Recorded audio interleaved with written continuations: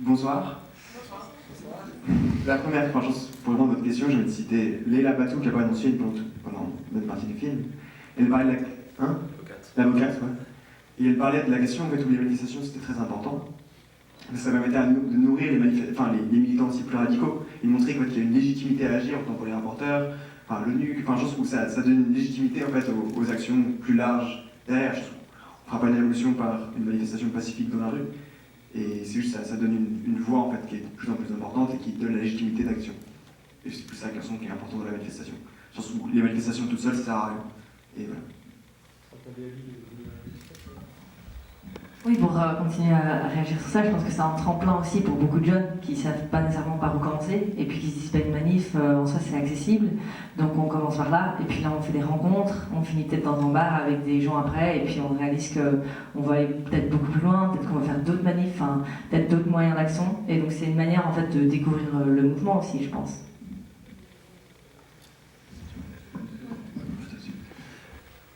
Alors je rebondis juste après, comme ça on peut lâcher la question. Il y a une chose que j'avais envie de dire dès le début par rapport à la présentation, c'est en effet, vous avez vu, c'est pas un film sur le climat, comme c'est pas un film sur les manifestations. Je pense que tout ça c'est juste un révélateur, une prise de température d'un problème beaucoup plus large et d'une manière de réagir qui est beaucoup plus large. Et en effet, la manifestation en est une, comme vous l'avez dit vous deux très bien, et qui sont une réaction par rapport à plein d'autres choses. Ce que je voulais préciser, parce que comme on est arrivé, c'est rare les trois au début du film, on se demande toujours quelle est la poule ou l'œuf au premier. La genèse du film, pour moi, c'était un film sur l'effondrement du monde, en fait, sur tous les collapses possibles, qui a commencé fin 2018 et début 2019. J'ai été un peu surpris par la première grève, où il y avait 12 000 enfants, 12 000 jeunes entre 12 et 18 ans dans les rues de Genève. Et puis je me suis dit, bon, ben ça pourrait être intéressant, il y a une grève là au milieu, ça pourrait peut-être s'insérer dans cette question-là. Et c'était vraiment presque pas une excuse, mais je me suis dit, je vais filmer ça comme un élan qui répond à cette question. Et j'arrive place des Nations et je tombe sur Solal qui était en train de faire un tel discours qui avait lieu, donc j'étais pas au courant. Donc c'était aussi pour préciser que c'est moi qui ai été surpris par l'élan de cette jeunesse en train de lutter, en train d'être présente, autant Lucia que Solal, que toi, que des millions d'autres partout. Et voilà, et pour moi c'était une manière de rendre hommage en fait à cette jeunesse et d'être juste une caisse de résonance 3 ans après, 2 ans après où tout le monde a été bien assommé, écrabouillé, se demande comment recommencer, est-ce qu'il faut faire des manifs, donc ça pose la question suivante, quelle est l'action suivante? Est-ce que c'est de faire des manifs? C'est faire des manifs, mais qu'est-ce qu'il y a d'autre à faire autour? Qu'est-ce que notre génération, celle d'en dessus, a à faire, celle d'en dessus aussi, à réagir? Et voilà, donc c'était juste pour dire, c'était pas, j'ai pas mis mes enfants en scène en leur disant, vu qu'on arrive, c'est très rare à 3, allez parler, je vais vous filmer, mais c'est plutôt le contraire, moi qui ai suivi ce mouvement-là, et qui est finalement, petit à petit, abandonné tous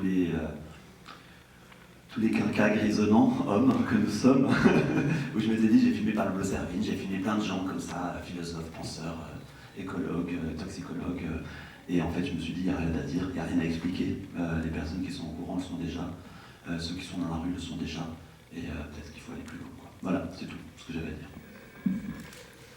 Super, bonsoir à tous et toutes. Alors, moi, j'aurais peut-être des choses à dire sur la collapsologie, sujet qui m'intéresse beaucoup, mais je vais commencer de manière un peu non conventionnelle. Je voulais vous remercier pour ce film. Voilà, je crois que c'était un très beau film parce qu'il montre au fond la perpétuité d'une génération qui est vraiment perdue et déçue des réponses qu'elle a. Au fond, quelle est la gamme des actions qu'elle a entreprises? Il y a d'un côté, effectivement, les manifestations, les grèves pour le climat qui ont fait bouger les lignes parce qu'il y a eu des réponses des politiques, y compris au plus haut niveau, au niveau de l'Union européenne, mais qui ne sont absolument pas à la hauteur des attentes. Et puis il y a, à l'autre bout, si vous voulez, du spectre de possibilités, il y a des activistes qui pensent que la désobéissance civile est la seule manière de lancer un message avec suffisamment de force pour qu'il soit entendu, et c'est la mobilisation que parvient à provoquer Extinction Rebellion, qui n'est pas en fait à l'origine quelque chose qui vient des jeunes particulièrement. En réalité, l'origine, ce sont des gens d'une génération moyenne et y compris des scientifiques. Et je crois, pour répondre à la première question, qu'en réalité, la réponse répressive qui est donnée à Extinction Rebellion est extrêmement problématique et explique sans doute qu'aujourd'hui on entend de plus en plus de jeunes qui disent, vous voyez, votre non-violence, elle ne parviendra pas à changer les choses et il faut tenter autre chose.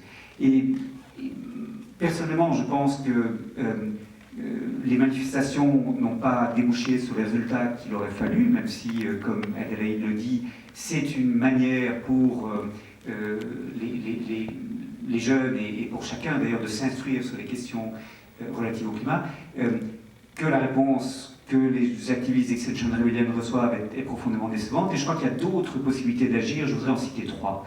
D'abord, il y a de plus en plus de jeunes qui inventent des nouvelles manières de vivre.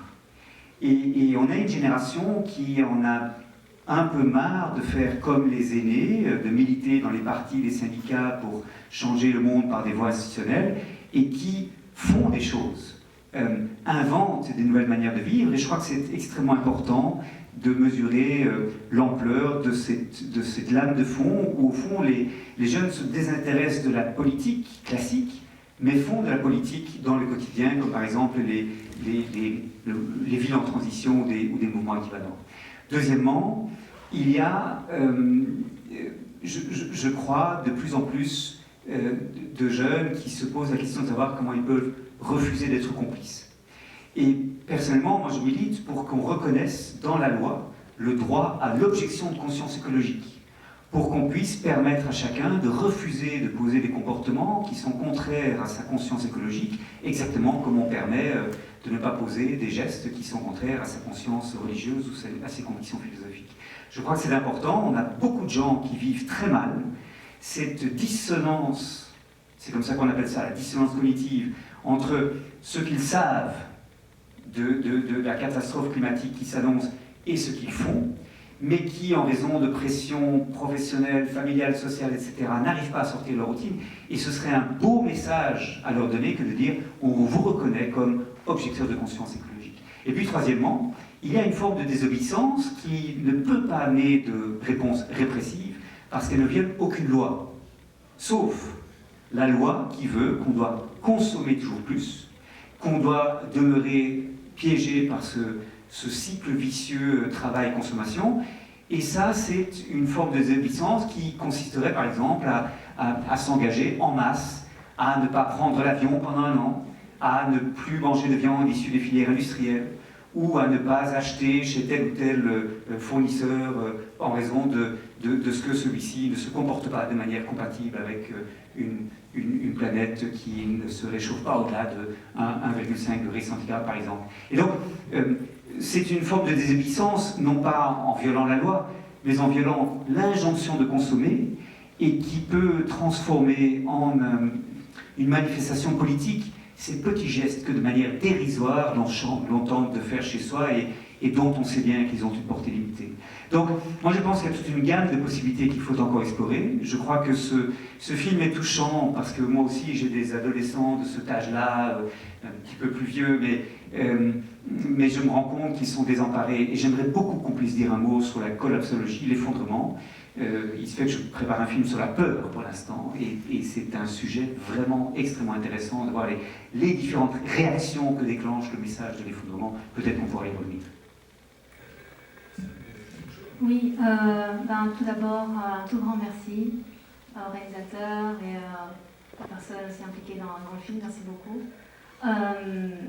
Et d'abord, un petit mot sur la question originelle. Comme journaliste, c'est hyper important que vous des manifestations, ou toute action publique, parce que il faut qu'on ait, comme a dit Frédéric, il faut une excuse en fait pour qu'on puisse en parler. Moi, des fois, j'ai envie de parler de ce genre de choses dans mon média. On me dit oui, mais il n'y a pas d'événement dessus. Alors, je me nourris vachement de ce genre de manifs, de choses publiques, de dates aussi, voilà, Earth Day, machin. C'est vraiment une excuse pour pouvoir en parler, en fait. Donc ça, c'est super important pour les médias. Et voilà, et sinon, je pense qu'il y aura d'autres questions qui vont arriver, mais ouais, c'est... ouais. Oui. Oui, une réaction. Ouais, et puis après, on passera la parole la salle.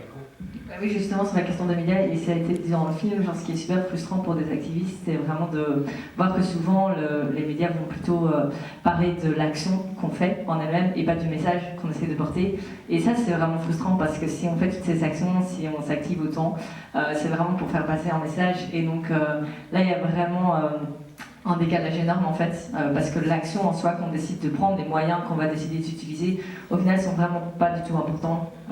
C'est juste des moyens pour essayer d'attirer l'attention sur le message. Et donc ça c'est sûr qu'il y a encore du travail, je pense, du côté des médias. Alors, on vous propose de poser les questions comme ça. Ça sera plus facile. Essayez de parler fort si vous voulez bien. Ce serait gentil. Comme ça, parce qu'on a un problème de micro aujourd'hui, donc voilà. Voilà, faites un petit effort comme ça, je pense qu'on vous entendra. Moi j'ai une question. Oui. Comment ça va aujourd'hui?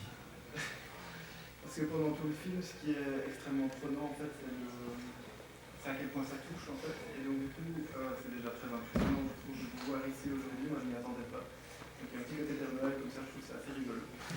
Mais du coup, moi, ma première question, c'est de savoir comment vous allez vous particulièrement vous deux. Donc les protagonistes. Solal et Lucien. Oui, pardon. Merci pour la question. Je crois que ça va bien. Non, mais c'est vrai que pendant le film, je suis particulièrement déprimée, mais c'est aussi j'estime que dans la vraie vie, je vais quand même mieux, même si c'est très réel ce qui se passe là. Je sais pas trop quoi ajouter, mais. Parler des deux autres aussi, des trois autres. Ouais, vas-y. Il y en a, Shabbat qui est dedans, du coup, Robin, lui, il a fait une énorme dépression après, qu'on voit un petit peu dans le film.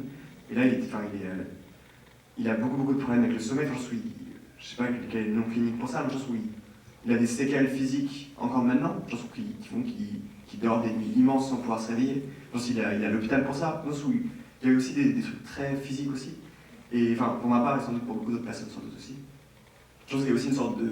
Moi, je trouve d'aller beaucoup mieux qu'avant. J'ai l'impression qu'en fait, je me suis dit qu'on abandonne, pas d'abandonner l'idée, mais en fait, de voir autant peu de personnes impliquées dedans, en dehors de notre génération et encore, ça crée quand même ce truc de. En fait, si on veut survivre, il y a besoin de se mettre à distance de cette cause en un sens. Je pense que c'est tellement aberrant tout ce qui se passe, c'est tellement aberrant en fait, qu'on en parle tellement peu, que notre sujet soit tellement primordial à celui-là. Je pense que ça crée aussi. Moi, je parlais plutôt de cette séparation que j'ai établie avec la cause climatique, au sens où je lis tout ce que je peux, mais en fait, faire des gardes à vue, faire de la tôle potentiellement, avoir des procès tout le temps, c'est chiant quoi. C'est ce truc de. En fait, si le reste du monde ne veut pas survivre, crée avec nous, puis voilà quoi. Mais ces sondages, donc à un moment donné dans le film, on entend 30% des jeunes sont affectés de dépression en raison de ce qu'on leur dit, de l'avenir qui leur est réservé, etc.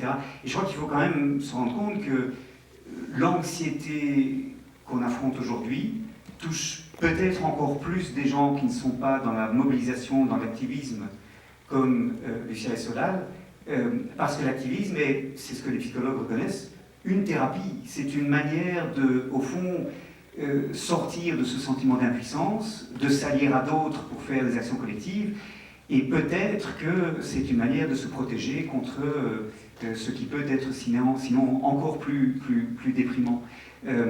Et personnellement, moi je connais pas mal de jeunes, ou de moins jeunes d'ailleurs, qui, ayant précisément lu sur les théories de l'effondrement, sont tombés dans une dépression très, très sévère, et se sont coupés de ces mouvements parce qu'ils n'y croyaient plus en fait. Et je crois qu'il y a, donc ce que la psychologie nous montre, c'est qu'il y a une sorte de niveau optimum de la peur, si vous voulez. Si on n'a pas assez peur, on ne se mobilise pas, on ne bouge pas, on demeure dans ses routines sans guère se préoccuper de l'avenir. Mais si on a trop peur, on est dans ce qu'on appelle l'éco-paralysie, voire la dépression, etc. Et donc, les scientifiques et les autres, les médias qui communiquent à propos du climat, ont une responsabilité de non seulement parler du problème en toute lucidité, sans euphémiser les choses et en ne cachant rien de ce qui nous attend, et en même temps montrer qu'il y a des solutions et qu'il y a des choses qui bougent, qui permettent de créer des fenêtres d'espoir. Alors moi je l'ai complété encore pour Alex, qu'on voit, Alexandra, qui elle a un tout autre point de vue, qui est peut-être plus proche aussi du vôtre, par rapport à Robin, qui lui est toujours en effet en clinique. Elle dit, la teuf c'est la révolution c'est la teuf. Il n'y a qu'une seule chose à faire maintenant, c'est la fête. Ça va durer des années, donc autant le faire en jouissant, en rigolant, en faisant la fête, en dansant. Et j'aimais beaucoup, parce qu'on a eu en présentation comme ça, ce message en disant, en fait il n'y a que ça à faire. Et puis moi je voulais juste rebondir sur d'autres choses, on parle beaucoup de cette éco-anxiété, ou la dépression liée à la peur du demain. Moi, de tous ces jeunes que j'ai vus, j'ai pas un sondage, j'ai pas une analyse clinique, mais c'est plus l'impression que tout ce qu'ils ont fait n'a servi à rien et qu'on a levé des milliards pour sauver l'économie du Covid, comme on a levé des milliards pour réarmer tous les pays face à l'Ukraine et face à la Russie aujourd'hui.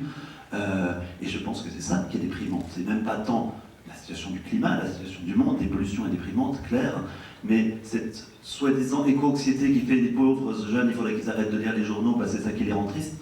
Bullshit, j'ai juste envie de dire non, c'est qu'il faut qu'on bouge. Et puis c'est bien là ce que tu me mets, Olivier, les 3 points sur les jeunes, mais en fait c'est pas, ou que les médias aient besoin de manifestations, mais on n'en est même plus là. C'est qu'on ne peut pas avoir, comme aujourd'hui à France Inter à midi, des résultats sur le monde qui va pas bien, et paf, la météo est présentée par Air France. Ça ne marche plus. Tu parlais de dissonance cognitive, on en est là. On ne peut pas continuer à faire de la pub pour aller à Ibiza à 22 francs avec EasyJet, pour pouvoir se balader en 4x4 en pleine ville, et puis dire aux jeunes, vous n'avez pas le droit d'avoir un téléphone portable, et puis quand même vous devriez... C'est plus leur job, c'est le job de ceux qui ont ma génération, la génération d'en-dessus, ceux qui, nous, avons profité en prenant l'avion, en visitant, en faisant le tour du monde, en allant partout, de dire là on ne peut plus continuer, on ne peut plus attendre que les jeunes manifestent pour remplir nos articles, pour remplir je me mets dans le même truc, je me nourris de ça, pour se dire on a besoin de votre effort de continuer pour que ça bouge. Je crois qu'il y a vraiment quelque chose un autre cran, un autre braquet qu'il faut passer pour pouvoir évoluer. Et la dépression des jeunes, elle est là dans le mouvement climat, mais dans tous les collèges et lycées, en tout cas en Suisse, ça atteint 25, 30, 35% d'enfants qui ont des attestations pour pas aller à l'école, qui sont en burn-out, etc. Et ça, c'est aussi le résultat de 2 ans de pandémie. C'est le résultat de tout un monde qui ne les écoute plus, qui n'en a plus grand-chose à faire de toute façon de cette nouvelle génération, quoi. Ça a été même, ce que vous dites, ça a été prouvé dans une étude qui est sortie il y a quelques mois, qui dit que l'éco-anxiété, c'est pas le fait de lire le rapport du GIEC qui nous déprime, c'est vraiment de voir l'écart entre les faits et l'inaction politique. Et ça a été précisé dans cette étude que c'est vraiment l'inaction politique qui mène à l'éco-anxiété. Et ils ont sorti des chiffres effarants, comme par exemple 39% des jeunes de la population mondiale qui ne veulent pas avoir d'enfants. Donc voilà, c'est vraiment, tout ce que vous avez dans le film, c'est aussi soutenu aujourd'hui par même des études pour ceux qui veulent pas, pour ceux qui ne veulent pas goûter plutôt les émotions, mais plutôt les faits, quoi. Oui. En fait, ce qui m'impressionne beaucoup dans le film, c'est un peu, vous montrer vraiment toute la panoplie d'émotions qui est très important en fait. La résilience émotionnelle est super importante. Et moi, en parlant, je suis en contact et j'interviewe énormément de personnes indigènes partout en Amérique latine, spécifiquement au Mexique, Nicaragua, tout ça. Et ce qui, moi, me fait vraiment très chaud au cœur, c'est qu'en fait, vous suivez un peu les mêmes styles de résistance que eux, c'est-à-dire la communauté. La joie, la communauté, la solidarité, parce qu'il ne faut pas oublier que les communautés indigènes ont vécu leur génocide, en fait, par la colonisation, et qu'ils continuent à vivre un génocide. Ils ont continué à faire des enfants. Parce qu'il y a une espèce de résilience qui s'est formée à travers les siècles depuis la colonisation. Et je pense que c'est quelque chose que, et aussi les communautés afrodescendantes partout dans l'Amérique, je pense que qui ont fait effectivement des luttes civiques hyper importantes, contre un État qui est absolument raciste envers eux et qui vont continuer à l'être, s'inspirer des mouvements de communautés marginalisées de l'histoire et qui continuent à faire aujourd'hui par effectivement la joie, par d'autres méthodes de manifestation, évidemment, je suis sûre que vous savez aussi que moi. Et ça, c'est super important. Et d'ailleurs, c'est ce qui me touche, parce qu'en étant une personne de couleur, on va dire, on n'a jamais fait... depuis que je suis petite, on n'a jamais fait confiance en l'État, si vous voulez, ni dans la police. Et moi, ce qui est intéressant, c'est de voir un peu votre réveil, en fait, face à ça. Et moi, ça me donne de l'espoir. Je me dis, c'est bien, de se dire, waouh, ils se rendent compte, en fait, que c'est... qui sont dans le même bateau que nous. On va dire ça comme ça. Et donc, et ça, je trouve ça super, super inspirant, quoi. Ok. Alors, on n'a plus beaucoup de temps, mais est-ce qu'il y a encore des questions éventuelles dans la salle? 1, 2, 3, boum, boum.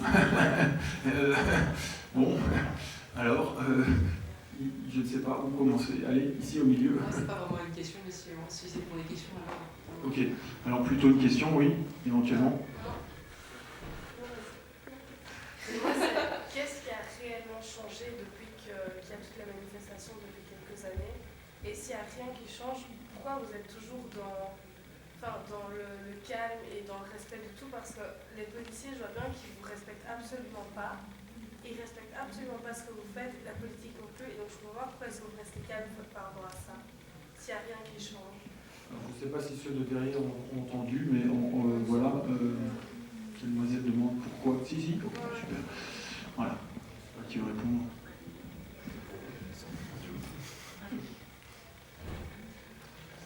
C'est une très très bonne question. Au sens que. Enfin, c'est hyper intriguant qu'on soit dans cette situation aussi pourrie. Je pense que les seules choses qui ont changé, c'est que maintenant on a le droit en fait d'avoir des obligations d'avoir bientôt des voitures électriques partout. Enfin, on a des désastres écologiques à venir aussi. Les seules solutions qu'on voit, c'est ce greenwashing qui a inondé la moitié du commerce. Et le mot écologique s'est rajouté au mot économique, au mot pas cher. Je pense que c'est le seul truc qui a changé avec toute la manifestation quasiment. Après, il y a une conscience qui a un peu évolué. Mais c'est hyper étonnant en fait qu'à ce niveau-là en fait d'intensité, de nécessité de cette lutte, on ne soit pas déjà venu à aller brûler la moitié des parlements d'Europe. Enfin, je me pose la même question que toi. Et enfin, il n'y a rien qui a changé, on devrait tout changer maintenant, et en fait, il y a tout qui est en train aussi de redescendre. Et c'est ça que je pense plutôt que l'action est beaucoup plus. Enfin, pour que les manifestations reprennent, mais vu que les manifestations ne reprennent pas encore, je pense qu'il faut juste. Peut-être du coup, juste agir avec ce qu'on peut faire et faire de notre mieux, parce qu'on n'arrive peut-être pas à changer notre monde avec juste les personnes qui sont dans cette salle, mais on peut juste, genre, déjà, essayer de foutre le plus le bordel pour que ce soit plus ok de juste consommer, de bombarder, enfin, je pense que tout doit être changé, quoi. Mais, pardon, ta question. Ouais, je pense qu'il y a beaucoup qui a déjà été dit, mais il n'y a pas énormément de choses qui ont changé. Clairement, je pense que la conscientisation, c'est quand même énorme. Genre juste des mouvements qui sont créés, qui n'étaient pas là avant. Ça, c'est quand même cool pour les personnes qui agissent, en fait. Pour pas être seul. Je pense que peut-être beaucoup de jeunes avant voulaient agir et se sentaient seuls. Et donc ça, je pense que c'est important de ne plus être seul. Et puis, pour essayer de mettre une note d'espoir dans tout ce désespoir, il y a une étude qui me donne un peu d'espoir. Enfin, je ne parle pas d'espoir, mais plutôt d'espérance. C'est une étude de Erika Chenoweth qui analysait des résistances, des luttes entre 1900 et 2006. Et ce qu'elle a vu, c'est que pour qu'une campagne soit réussite, pour changer une idéologie à l'intérieur même d'une institution politique, il faut seulement 3,5% de la population active dans une campagne. 3,5% de la population, c'est pas tout le monde, donc c'est pas les climato-sceptiques, c'est cool. Mais c'est quand même beaucoup de personnes. Genre, ça paraît pas beaucoup, mais genre en Belgique, c'est 385 000 personnes qui travaillent sur une seule campagne avec un seul objectif. Donc il faudrait que ces 385 000 personnes, demain, aillent se mettre devant Total Energy ou aillent, refusent une seule manière de surconsommer. Donc il faudrait vraiment une campagne énorme comme ça, avec autant de personnes, et ça peut vraiment faire des changements. Donc, ouais, moi c'est ça qui me donne un peu espoir, c'est d'aller chercher tous ceux qui sont, ouais, je veux bien, moi je comprends, mais ceux-là, il faut aller les chercher, il faut les mettre dans les rues, il faut les mettre dans des mouvements, il faut les conscientiser, tout ça. Il faut continuer, quoi. Bon, écoutez, je suis vraiment désolé, mais bon, je crois qu'on a eu quand même un petit échange avec la salle. Malheureusement, on a une autre projection après. Il y a un réalisateur qui est présent, et donc on va devoir continuer. Mais je vous invite à rester. C'est encore un film très intéressant sur les questions liées à l'environnement. Donc voilà, je vous remercie en tout cas. Merci beaucoup à tous les invités de ce soir qui ont participé à cet échange. Merci encore. Sinon, on sera devant la porte dehors aussi, on peut continuer à discuter. Exactement. La conversation peut continuer juste à l'extérieur de la salle. Voilà. Merci à tous en tout cas. Et merci encore à tous.